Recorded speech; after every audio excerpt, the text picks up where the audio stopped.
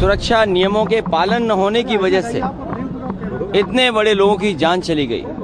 15 लोगों की जाने गई और आप राजनीति कर रहे हैं। आपकी भ्रष्टाचार की जड़ें इतनी गहरी है, उसको अभी तक हम सबको झेलना पड़ रहा है। ये बच्चे जो काल कलवित हुए हैं, ये आप ही की सरकार के कुकृत्यों का नमूना है। कृपया आप राजनीति न करें। लग रहा है कि आखिरकार की घटना घटी कैसे, और जो दमकल विभाग की जो गाड़ियां हैं, जो फायर ब्रिगेड की गाड़ियां जल्दी क्यों नहीं पहुंच पाई। भ्रष्टाचार का अड्डा बना रखा है इन लोगों ने, और सरकार के अधीन ये सारी चीजें हो रही हैं। अग्निकांड के बाद एक्शन।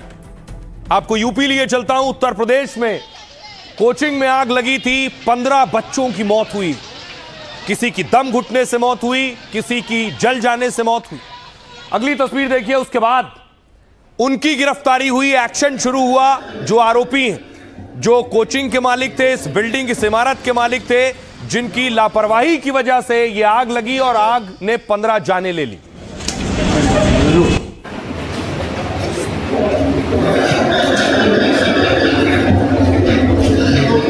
और उसके बाद मौके पर खुद रक्षा मंत्री राजनाथ सिंह पहुंचे, अस्पताल पहुंचे। ये तस्वीर आप देख रहे हैं उस अस्पताल की जहां पीड़ित और जो लोग जले हैं वो भर्ती हैं।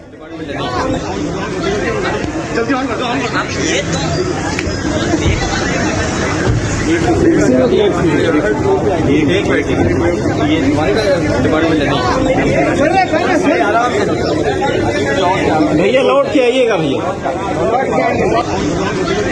अखिलेश भी मौके पर पहुंचे। अब तैयारी थी एक्शन की, तो एफएसएल टीम पहुंची है। घटनास्थल पर फॉरेंसिक टीम पहुंची और साक्ष्य जुटाए।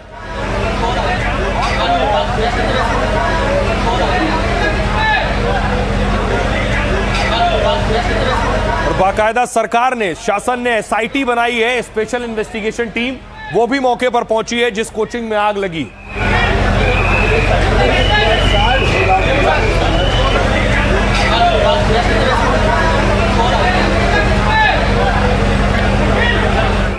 और अब तैयारी यह है, योगी स्टाइल में उस इमारत पर बुलडोजर चलेगा जिस इमारत में आग लगी है। अग्निकांड के बाद से योगी सरकार ने कार्रवाई शुरू की। इमारत के मालिक वीरेंद्र शुक्ला समेत 5 पर नामजद एफआईआर हुई। पुलिस ने गैर इरादतन हत्या का मुकदमा दर्ज किया है, जिनमें वीरेंद्र शुक्ला, तुषांक कृष्ण जायसवाल और रामकृष्ण उपाध्याय के साथ सुरेश कुमार शामिल हैं। गैर इरादतन हत्या की एफआईआर के बाद 4 आरोपियों को गिरफ्तार किया गया। इनमें से 3 को न्यायिक हिरासत में जेल भेज दिया गया। इतना ही नहीं, 6 बड़े अधिकारियों पर भी गाज गिरी है। लखनऊ विकास प्राधिकरण के 6 अफसर सस्पेंड कर दिए गए। दावा है 14 और अफसरों पर भी कार्रवाई हो सकती है, क्योंकि जांच में पता चला है कि आग वाली इमारत अवैध थी। 2016 में उस इमारत को गिराने का आदेश दिया गया था, लेकिन दावे के मुताबिक बाद में उस आदेश को निरस्त कर दिया गया जो 2016 में दिया गया। हालांकि अब प्राधिकरण ने बिल्डिंग मालिक को नोटिस जारी किया है, 15 दिन में जवाब मांगा है। चर्चा है बुलडोजर चलेगा। उधर सीएम ने एलडीए के एक्शन रिपोर्ट के साथ उपाध्यक्ष को तलब किया है। प्रथमेश कुमार से शहर में एलडीए की कार्रवाई की पूरी डिटेल मांगी और इसी बीच 2 सदस्यीय एसआईटी ने घटना की जांच तेज कर दी है। घटनास्थल पर एसआईटी और फॉरेंसिक टीम ने सबूत जुटाए। साथ ही अस्पताल में जाकर घायलों और परिजनों से बात की गई है। करीब 7 घंटे चले पोस्टमार्टम के बाद शव परिजनों को सौंप दिए गए हैं। मृतकों का लखनऊ और दूसरे जिलों में अंतिम संस्कार किया गया है। सुनिए जरा क्या कुछ कह रहे हैं एडीजी और सियासतदान। बिल्डिंग के ओनर और उस बिल्डिंग में जो प्रतिष्ठान चल रहे थे, उनके ओनर्स के विरुद्ध नामजद एफआईआर की गई है। उन 4 नामजद अभियुक्त को गिरफ्तार कर जेल भेजा जा रहा है और हमारी टीम इन्वेस्टिगेशन कर रही है। जिन लोगों की और संलिप्तता समझ में आएंगे, उनके आधार पर कठोर कार्रवाई उन सभी लोगों के विरुद्ध की जाएगी। सुरक्षा नियमों के पालन न होने की वजह से इतने बड़े लोगों की जान चली गई और कुछ लोग अपने व्यक्तिगत और अहंकार में किसी की सुनना भी नहीं चाहते हैं।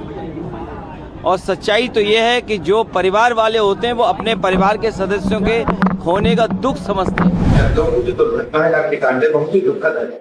15 लोगों की जाने गई और आप राजनीति कर रहे हैं। आपकी भ्रष्टाचार की जड़ें इतनी गहरी है, उसको अभी तक हम सबको झेलना पड़ रहा है। ये बच्चे जो काल कलवित हुए हैं, ये आप ही की सरकार के कुकृत्यों का नमूना है। कृपया आप राजनीति न करें। लग रहा है कि आखिरकार की घटना घटी कैसे, और जो दमकल विभाग की जो गाड़ियां हैं, जो फायर ब्रिगेड की गाड़ियां जल्दी क्यों नहीं पहुंच पाई बच्चों को निकलवाने के लिए बाहर। तो कहीं ना कहीं सरकार को अपने ही इन सवालों का उत्तर खोजना चाहिए। पूरी तरीके से भ्रष्टाचार का अड्डा बना रखा है इन लोगों ने, और सरकार के अधीन ये सारी चीजें हो रही हैं। सरकार को पूरी जिम्मेदारी लेनी चाहिए और इस पे जनता को जवाब देना। सरकार बस्ती वहाँ सैटी बनाती है, सैटी का कोई मतलब। अलीगंज की दुर्घटना बहुत ही दर्दनाक है कि मुख्यमंत्री जी ने उसको बहुत ही गंभीरता से लिया है और स्वयं उन्होंने कल रात हाई लेवल की मीटिंग भी किया है और जांच होगा, कोई भी दोषी बख्शा नहीं जाए। अब देखिए जरा, एक्शन शुरू हुआ अलग अलग कोचिंग सेंटर्स पर। पुलिस ने एक्शन शुरू किया, फायर विभाग ने एक्शन शुरू किया। सबसे पहले आपको यूपी के कानपुर लिए चलता हूं। कानपुर में बड़े बड़े कोचिंग सेंटर, ये लखनऊ की तस्वीर आप देख रहे हैं, कई बड़े, ये कानपुर की तस्वीर है। कानपुर में कई बड़े कोचिंग सेंटर्स पर एक्शन हुआ है। कानपुर का काकादेव इलाका आप देख रहे हैं, जहां कई कोचिंग सील कर दी गई।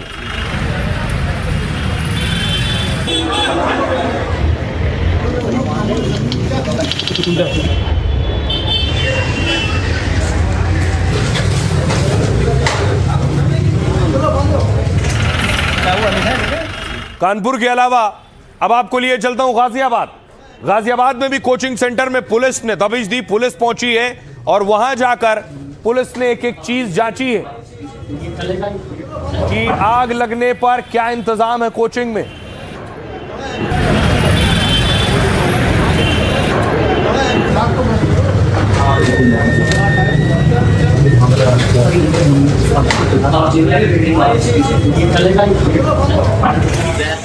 यूपी की पुलिस एक्टिव हुई। यूपी में इतना बड़ा हादसा हुआ, उसके बाद दूसरे राज्यों में भी देखिए। खानसर का कोचिंग सेंटर पटना में भी पुलिस पहुंच गई और वहां जाकर जांचा है कि आग बुझाने के इंतजाम है या नहीं। पहले भी नोटिस दिया जा चुका है, फायर विभाग ने नोटिस दिया था।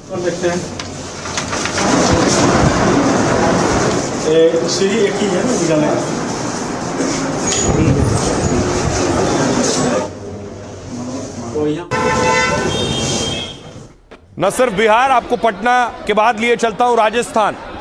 जयपुर में भी देखिए कोचिंग सेंटर में पुलिस पहुंची है और पुलिस ने कई कोचिंग को सील किया है।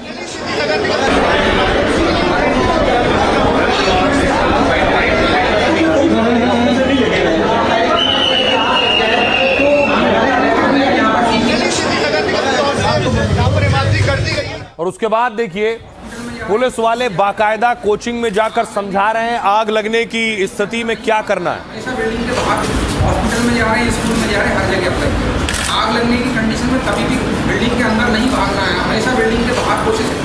हॉस्पिटल में जा रहे हैं, स्कूल में जा रहे हैं, हर जगह पर आग लगने की कंडीशन में कभी भी बिल्डिंग के अंदर नहीं भागना है। अब आइए आपको बताऊं, न सिर्फ यूपी बल्कि देश के अलग अलग राज्यों में कोचिंग सेंटर्स पर बाकायदा चेकिंग हुई है। शायद ये और पहले होनी चाहिए थी, लेकिन हादसे से सबक लिया। उत्तर प्रदेश में 20 से ज्यादा शहरों में कोचिंग होटलों में छापेमारी हुई। वाराणसी, मेरठ, मथुरा, फर्रुखाबाद में एक्शन हुआ। 40 से ज्यादा कोचिंग और होटल को सील कर दिया गया। कानपुर में देखिए शहर में 17 से ज्यादा कोचिंग सेंटर्स पर ताला जड़ दिया गया है। कोचिंग मंडी कहे जाने वाले काकादेव में बड़ी कार्रवाई की गई। यहां कोचिंग, होटल्स और इमारतों के मालिकों ने को बुलाया गया। नियमों का पालन न करने वालों पर एक्शन लेने को कहा गया। गड़बड़ी में मिलीभगत करने वाले अफसरों पर भी कार्रवाई होगी। नोएडा में देखिए अग्निकांड के बाद बड़े अफसर मैदान पर उतरे। यहां कई कोचिंग और गेमिंग जोन पर एक्शन हुआ। नियम तोड़ने वाले संस्थानों पर ताला लटका दिया गया। प्रयागराज में खानसर के कोचिंग सील कर दी गई है। आरोप है कि कोचिंग के निर्माण में नियमों का उल्लंघन हुआ है। पटना में देखिए यूपी के साथ बिहार में भी खानसर की कोचिंग पर एक्शन हुआ है। खान ग्लोबल स्टडीज में फायर सेफ्टी विभाग ने छापा मारा। पटना की ज्यादातर कोचिंग संस्थानों में जांच की गई।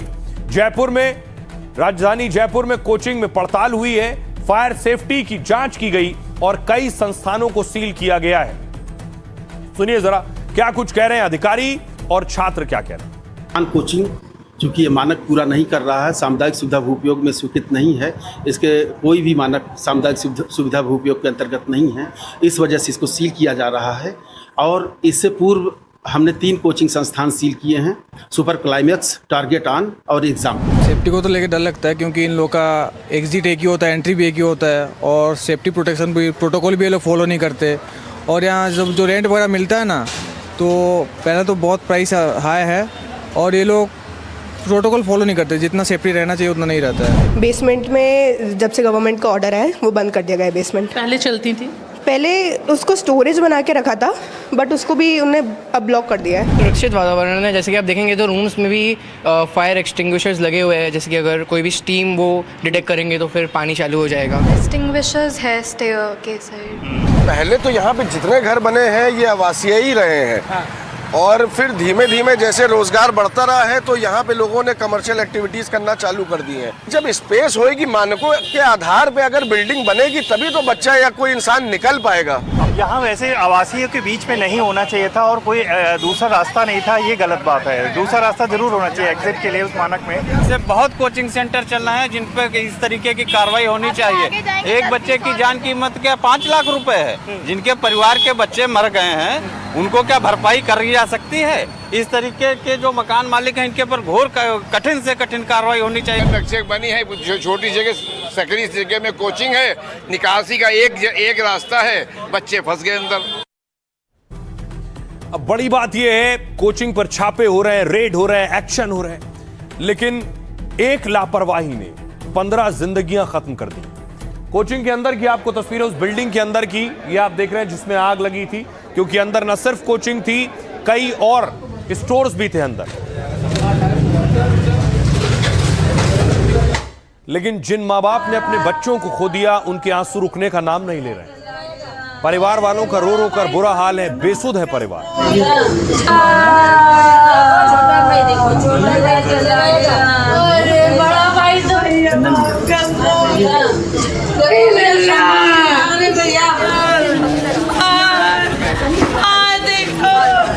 देखो भैया बच्ची तैयार, देखो भैया हमारे बरात, देखो भैया बता क्या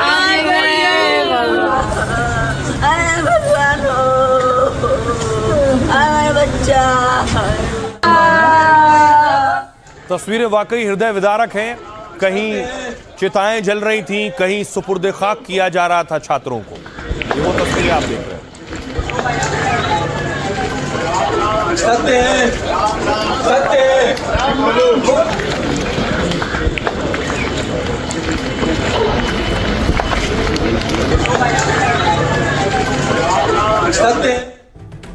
तो बेगुनाह मासूम छात्र भ्रष्ट सिस्टम की भेंट चढ़ गए। देखिए जरा कौन कौन से वो छात्र थे।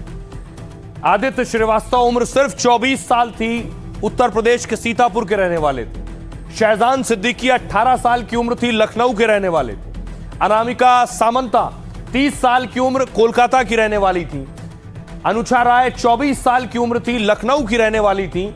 और भविष्य शर्मा 23 साल की उम्र, हरियाणा सोनीपत के रहने वाले थे।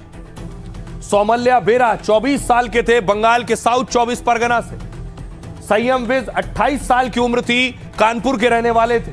सूरत सिंह 27 साल के थे, कानपुर के थे। सुखमणि सिंह सिर्फ 24 साल के थे, लखनऊ के ही रहने वाले थे। ज्योति 26 साल उम्र थी, लखनऊ की रहने वाली थी। 15 छात्रों की जाने गई। मोहम्मद अम्मार 24 साल उम्र थी, बाराबंकी के थे। ये सब लोग पढ़ने के लिए, कोर्स करने के लिए, एनिमेशन ग्राफिक्स का कोर्स करने आए थे। नीलेश कुमार 27 साल के थे, लखनऊ के रहने वाले। अनूपपुर एमपी के रहने वाले थे। जैनील चक्रवर्ती 26 साल उम्र थी। अब्दुल रहमान 22 साल के, लखनऊ के रहने वाले थे। और सागर पंत लखनऊ से थे, 28 साल उम्र थी। इन लोगों ने जब ये फंसे हुए थे तब ये अपने घर वालों को फोन लगा रहे थे। घर वालों के जहन में, उनके कानों में अभी भी अपने बच्चों की आवाजें और उनके साथ बिताया वो आखिरी लम्हा है। सुखमणि सिंह, उनके पिता ने बताया करीब 2 बजे बेटे का फोन आया। उसने कहा पापा आग लग गई है, मुझे बचा लो, मैं फंस गया हूं। बड़े भाई ने कहा कि वो सुबह खुशी खुशी जॉब पर निकला था, शाम को वापस आकर घूमने की बात कही थी उसने। अचानक दोपहर में पिता को कॉल आई, फिर सब कुछ बदल गया। मोहम्मद अम्मार, ऐसा ही वाकया अम्मार के परिवार वालों ने भी बताया। कहा घटना से पहले अम्मार ने कॉल करके बता दिया था यहां सब फंस गए हैं, अब निकलने का रास्ता नहीं है। मोहम्मद शहजान, उनके भाई इजहार अली ने बताया कि शाहबाज ट्रेनिंग ले रहा था और आग लगी तो उसने फोन करके बताया कि अंदर फंसा हुआ है। जान बचाने बाथरूम में गया लेकिन फिर बाहर नहीं आ सका। आदित्य श्रीवास्तव, उनकी बहन निशा को भाई की मौत का दर्द सताता रहेगा क्योंकि दोपहर 2:30 बजे आदित्य ने उन्हें फोन कॉल किया था, लेकिन निशा ने कहा मैं उसका कॉल रिसीव नहीं कर पाई। निशा के मुताबिक आग में उनका एक और भाई फंसा, वो कूद गया। उसने आदित्य को भी कहा लेकिन वो नहीं कूदा। आदित्य समेत 14 से 15 लोग बचने के लिए बाथरूम में बंद हो गए। अनामिका के भाई आकाश ने कहा कि वो एनिमेशन आर्टिस्ट थी। बहन उससे बात हुई तो उसने कहा था वो जॉब पर जा रही है। अनामिका पिछले 3 साल से लखनऊ में काम कर रही थी। पिछले हफ्ते अनामिका, मैं और मम्मी पापा मनाली घूमने गए थे। ये सारी यादें हमेशा हमेशा उनके दिलों में, जहन में ताजा रहेंगी। सुनिए क्या कह रहे हैं परिवार के लोग। बस मेरा बच्चा कहाँ मिलेगा। फायर ब्रिगेड टाइम से पहुंच जाती है अपने बचाव के लिए। मेरे भाई ने अपने आप को बाथरूम में बंद कर लिया, सोचा कि बच जाएगा, पर उतनी देर में फायर ब्रिगेड पहुंच जाते तो शायद मेरा भाई हम लोग के साथ होता।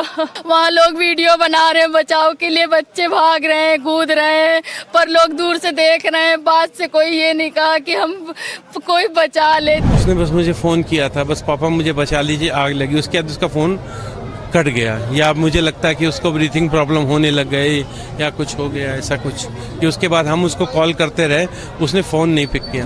आधे घंटे में पुलिस आ गई थी, हम वही थे 1 किलोमीटर पे, हम नहीं जा पाए भैया, वहाँ नहीं जा पाए। सब सपने सजाने दूर से, कोई उत्तराखंड से, कोई पंजाब से, कोई तमिलनाडु से, हर बच्चा दूर से आया था भैया, किसी का कोई नहीं था। वीडियो बनाने के बजाय अगर थोड़ा ध्यान दे लिए होते तो आज इतने सारे बच्चे सब बच गए होते, मेरा बेटा भी आज जिंदा होता। ये बिल्डिंगें बनेंगी उसमें मतलब कि ना फायर सिस्टम होगा ना कुछ होगा तो कैसे हो जाएगा। मेरा बेटी चला गया, सब चला गया, कुछ नहीं। बिना देखे किसी को हम किसी के ऊपर आरोप भी नहीं ले सकते हैं, सब ऊपर वाले की होनी भी होती है कुछ।